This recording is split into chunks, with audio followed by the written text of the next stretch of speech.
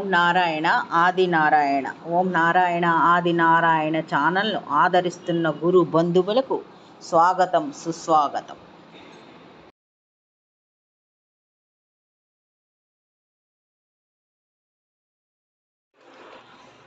ఓం నారాయణ ఆది నారాయణ. ఓం శ్రీ భగవాన్ వెంకయ్య స్వామినే నమః.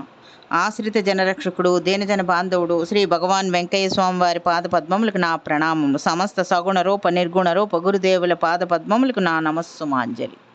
శ్రీ భగవాన్ వెంకయ్య స్వామి వారిని ఆశ్రయించినప్పటికీ వారిపై విశ్వాసం అందరికీ ఉండేది కాదు. కానీ శ్రీ భగవాన్ వెంకయ్య స్వామి వారు వచ్చిన ఆశ్రితులకి ఆపదలో ఆదుకొనుటకు కరుణార్థ హృదయంతో ఎన్నో పరిష్కారాలు చూపించేవారు, చెప్పేవారు.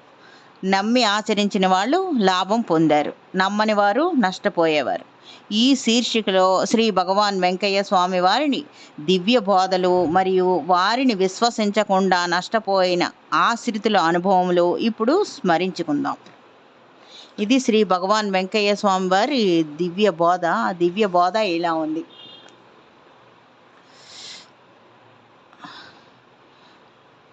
మనకి అవసరం ఎంత ఉన్నా ఇతరుల వస్తువులు వారి అనుమతి లేనిదే తాకరాదని, ఒకవేళ అలా చేసినా అది మనకి దక్కదు అని, అది ఉత్తమ జీవితానికి ఒక ముఖ్య సూత్రమని శ్రీ భగవాన్ వెంకయ్య స్వామి వారు తాను ఆచరించి మనకి బోధించిన లీల ఇప్పుడు ఒకటి స్మరించుకుందాం. అది శ్రీ భగవాన్ వెంకయ్య స్వామి వారు స్వయంగా ఒక భక్తునికి వివరించిన లీల. ఆ భక్తుని పేరు పగడాల దస్తయ్య గారు, బురదపాలెం వీరిది. వారికి శ్రీ భగవాన్ వెంకయ్య స్వామి వారు ఇలా వివరించారు. శ్రీ భగవాన్ వెంకయ్య స్వామి వారు జన్మత పరిపూర్ణులు అయినప్పటికీ మనకి ఆచరించి చూపించుటకు వారు సాధన చేస్తూ ఉంటారు. మనకి ఆచరించి చూపించటానికి వారు సాధన చేస్తూ ఉంటారు. అలా సాధనలో ఉన్నప్పుడు ఒకసారి వారికి విపరీతమైన ఆకలి అయింది. అప్పుడు ఒక ఆమె చెద్దన్నం మూటలు పెట్టుకొని వారి మనుషుల కోసం అక్కడ ఎదురు చూస్తూ ఉంది. శ్రీ భగవాన్ వెంకయ్య స్వామి వారిని చూసిన తర్వాత ఆమె ప్రక్కనున్న చెట్టు చాటుకి వెళ్ళిపోయింది. శ్రీ భగవాన్ వెంకయ్య స్వామి వారు అప్పుడు ఆమెను అడగకుండా అన్నం మూట తీసుకొని తినడానికి సిద్ధమయ్యారు. నది ఒడ్డుకి వెళ్ళారు, మూట విప్పుకున్నారు, తినడానికి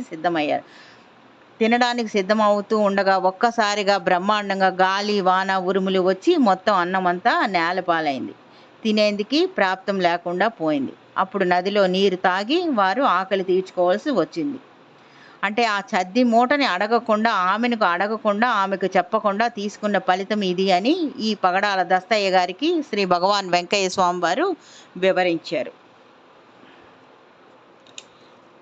ఇంకొక లీల. శ్రీ భగవాన్ వెంకయ్య స్వామి వారు తలుపూరు చెర్లోపల్లి గ్రామంలో తిరిగేటప్పుడు శ్రీ భగవాన్ వెంకయ్య స్వామి వారు ఎక్కువగా రామాలయం దగ్గర గుండం వేస్తూ ఉండేవారు. ఒకసారి అలా గుండం వేస్తూ ఉన్నప్పుడు గోపాలయ్య స్వామి వారిని పిలిచి ఇలా అన్నారు, ఈ ప్రదేశంలో గాలి గోపురం వస్తుంది, చీటీ వ్రాయండి అయ్యా అని చీటీ వ్రాయించారు గోపాలయ్య స్వామి వారితో. ఆ రోజుల్లో అక్కడ పరిస్థితి ఎలా ఉందంటే పంటలు పండలేదు, తినటానికి ఆహారం లేదు, పశువులకు నీళ్లు కూడా లేవు. అలా ఉంది అప్పుడు పరిస్థితి. దానితో స్వామివారు ఇలా చెప్పారు కదా గాలి గోపురం వస్తుందని. ఎవరు నమ్మలేదు. ఈయన ఏదో చెప్తారులే అని అందరూ అనుకున్నారు. ఇప్పుడు ఆ గ్రామంలో అక్కడ అదే స్వామివారు ఏ ప్రదేశంలో అయితే చెప్పారో ఆ ప్రదేశంలో ఇప్పుడు గాలి గోపురం కట్టారు. ఆ గ్రామంలో పొలాలన్నీ సస్యశ్యామలం అయిపోయాయి. 3 పంటలు పండిస్తున్నారు. ఆ గ్రామం స్వరూపమే మారిపోయింది. ఇంకొక లీల. ఈమె పేరు వేలూరు సుబ్బమ్మ. ఈమె శ్రీ భగవాన్ వెంకయ్య స్వామి వారి భక్తురాలు, ఆశ్రితురాలు. ఈమె ఒకసారి వచ్చి స్వామివారిని ఇలా ప్రార్థించి తమ కూతురు సరోజనమ్మ, అల్లుడు పెమ్మసాని సంజీవయ్యలకు సంతానం లేదని ఆమె స్వామివారితో మొరపెట్టుకుంది. అప్పుడు శ్రీ భగవాన్ వెంకయ్య స్వామి వారు ఆమెతో ఇలా చెప్పారు,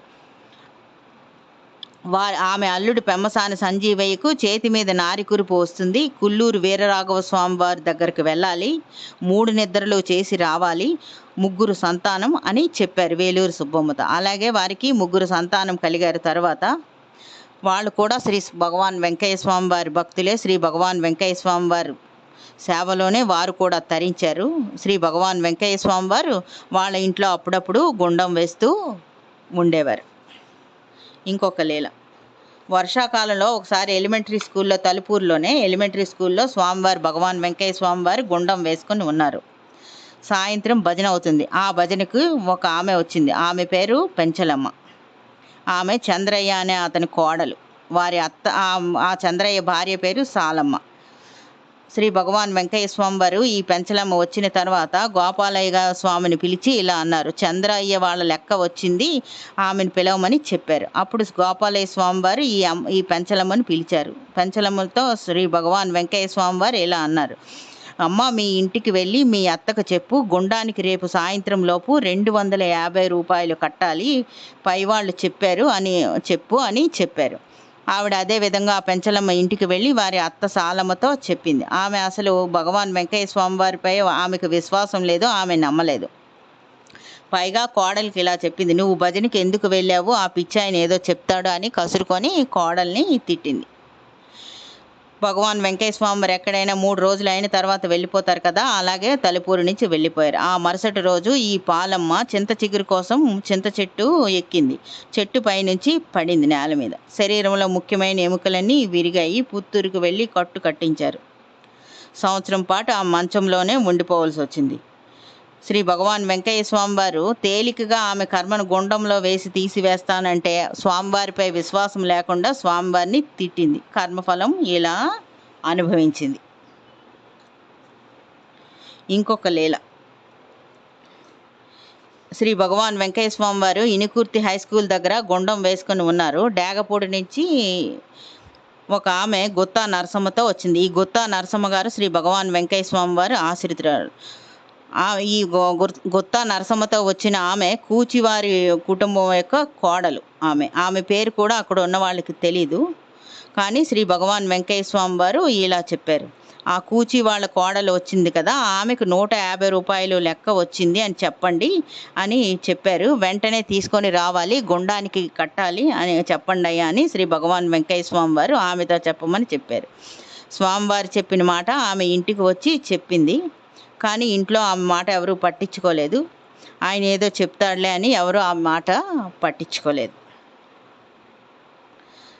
వీళ్ళు మరునాడు వారి పొలంలో పని చేసుకుంటూ ఉన్నారు.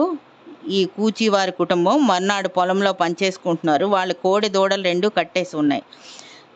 అప్పుడు ఏమైందంటే దారిని పోయే ఒక ఎద్దు వచ్చి వీళ్ళ కోడి దూడని పొడిచింది. అది చతికిలి పడింది, దానికి నడుం విరిగిపోయింది. అలా నష్టం జరిగింది.